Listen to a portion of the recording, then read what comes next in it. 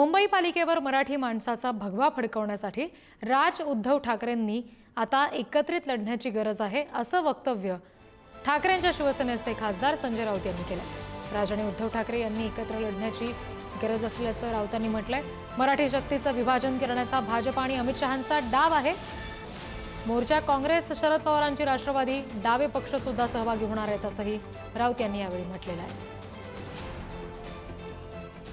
माझे सर्व सहकारी या मोर्चाला उपस्थित राहतील आणि पक्षाच्या सर्व कार्यकर्त्यांना त्यांनी तशा सूचना दिलेल्या आहेत। काँग्रेसचे कार्यकर्ते सुद्धा या मोर्चामध्ये सहभागी होतील। इतर अनेक घटक पक्ष आहेत, शेका पक्ष असेल, डावे पक्ष असतील, अन्य काही पक्ष आहेत, संघटना आहेत। या सगळ्यांनी, दलित पॅंथर असेल, ह्या सगळ्यांनी या ऐतिहासिक मोर्चाला पाठिंबा जाहीर केला।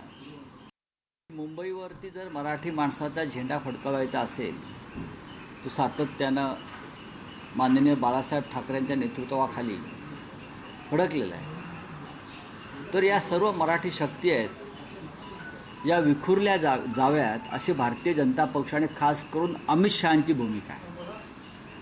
आणि आपण त्या भूमिकेला छेद देण्यासाठी एकत्र येऊन या निवडणुका लढाव्यात ही आम्ही भूमिका अनेकदा जाहीर केली आहे। राज ठाकरे यांनी सुद्धा जाहीर केली आहे। आता उद्याचा मोर्चा आटपल्यावर एक चांगलं वातावरण निर्माण होईल या महाराष्ट्रामध्ये, मराठी माणसांच्या मनामध्ये, आणि त्यातून आम्हाला खात्री आहे की नक्कीच चांगलं घडेल।